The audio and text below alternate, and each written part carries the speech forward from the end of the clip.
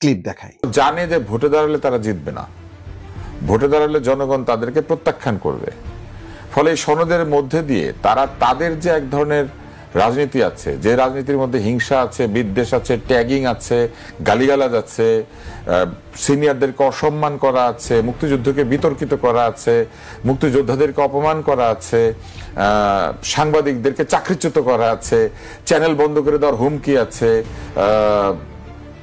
ফেসবুকে বাহিনী বানিয়ে লোকজনকে টার্গেট করে ইনসাল্ট করার যে প্রক্রিয়া সেটা আছে। সেই রাজনীতির এক ধরনের নিরাপত্তা তারা চাইছেন, সেই নিরাপত্তার জন্য তারা এরকম নানান ধরনের কথাবার্তা তুলছেন। দর্শক, কথাগুলি দেখলেন, কথাগুলি কিন্তু খুবই মূল্যবান। আমিও বারবার বলি, কারণ এখন যেই ধরনের উন্মুক্ত আছে, স্বতঃস্ফূর্ত আছে, আপনি যা খুশি তাই করতে পারতেছেন। কারণ শেখ হাসিনা ইউনূস সরকারের একটা দুর্বল শাসন ব্যবস্থা, স্বাভাবিক। তার ঢাল নাই, তলোয়ার নেই, নিধিরাম সর্দার হয়ে আছেন তিনি। তার পক্ষে সম্ভব না পলিটিক্যাল শক্তি ছাড়া।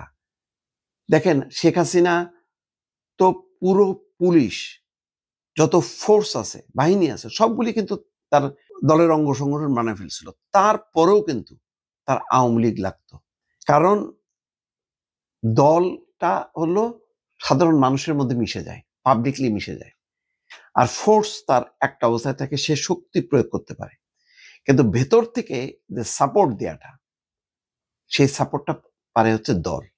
দেখেন, যখন বিএনপিকে মোকাবেলা করার জন্য মোড়ে মোড়ে মোড়ে মোড়ে বিভিন্ন জায়গায় জায়গায় তারা বসে থাকতো, গ্রুপে গ্রুপে গল্প করতো, পাবলিকের মধ্যে মিশে যেয়ে দল লাগে। ইউনূসের আছে এখন যে আইন শৃঙ্খলা পরিস্থিতির অবনতি না, কিন্তু এই সুযোগে দেখবেন যে বিভিন্ন নামে একটা মব চলতেছে। আজকে এখানে হামলা করো, ওখানে হামলা করো, আজকে এই টিভি ভাঙো, ওখানে গরু জবাই দাও, ওখানে খাসি জবাই দাও, নানা কর্মকাণ্ড। আজকে এই মাজারে হামলা করো, ওইটা থেকে করো। কারণ এখন স্বতঃস্ফূর্ত, এখন সরকার সবারই, কিন্তু কারোরই না, কেউ অন করে না, কিন্তু সবাই যার যার মতন করে ফায়দা তুলতেছে। আর এইসব কারণেই কিন্তু নির্বাচনের কোনো আওয়াজ আছে। কালকে দেখলাম বিএনপির একটা প্রস্তুতি আছে, সে বুলেট প্রুফ বাস কিনবে, গাড়ি কিনবে, বেগম খালেদা জিয়াকে শারীরিকভাবে সুস্থ রাখার চেষ্টা করতেছে যাতে দেশব্যাপী সফর করতে পারে।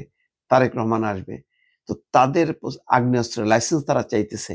তারপরে কালকে দেখলাম যে সিলেট জেলার মনোনয়ন প্রত্যাশীদের নিয়ে বসছে ৮০ জন, তারপরে বোধহয় কুমিল্লা বসবে। এই যে ধারাবাহিকভাবে, একমাত্র বিএনপি ছাড়া বাকিদের কার্যক্রমটা প্রকাশ্য না। জামাত তলে তলে, ওদের তো আর এইরকম দরকার নেই, এদের হলো ক্যাডার ভিত্তিক সংগঠনে যা হয় সবকিছুই তাদের নির্ধারিত হয়ে থাকে। তো যার জন্য প্রকাশ্য তৎপরতা নেই। তারা এখন মাঠে যেটা আছে সেটা তারা আন্দোলন করতেছে পিআরের জন্য, কিন্তু এই সময়টা তো থাকবে নির্বাচনমুখী কার্যক্রম, নির্বাচনের আওয়াজ নেই। এনসিপি দেখেন, আছে কোনো নির্বাচনী সভা সমাবেশ? কিচ্ছু নাই, বরং সারাক্ষণ জামাতের বিরুদ্ধে, বিএনপির বিরুদ্ধে এই সমস্ত কথাবার্তা, এর বিরুদ্ধে ওর বিরুদ্ধে, ব্যক্তি, দল, সংগঠন, নির্বাচন কমিশন, সব কিছুর বিরুদ্ধে তারা কথা বলছে, কিন্তু নির্বাচনের কোনো আওয়াজ নেই। আর এদিকে নির্বাচন কমিশন বলতেছে ১.৫ লাখ সেনা পুলিশ এরা থাকবে, এই আইন শৃঙ্খলা কিভাবে করবে না করবে প্রস্তুতি আছে।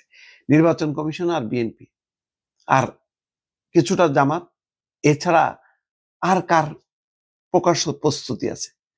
তেমন তো দলও নেই, এটাও সত্য।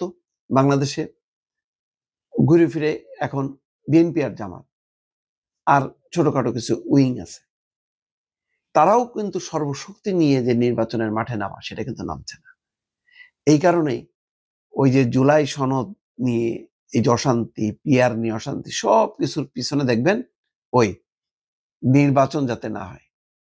কারণ নির্বাচন হইলে কি হবে অনেকে মোটামুটি হিসাব হয়ে গেছে, তো সেই হিসাবের মধ্যে যাবে কেন? যে এখন যে ক্ষমতাগুলো সে এনজয় করতেছে সেটা বন্ধ হবে কেন? সেই কথাটা আব্দুল মুত্তার স্যার কিন্তু বলার চেষ্টা করছে। আমিও কিন্তু বারবার বলি যে নির্বাচন যত প্রলম্বিত হবে, মহল বিশেষের সুবিধা হবে, স্বার্থ আদায় হবে, কিন্তু রাষ্ট্রের, গণতন্ত্রের সর্বনাশ ঘটবে। এটা কিন্তু কারোর মাথায় নেই দর্শক।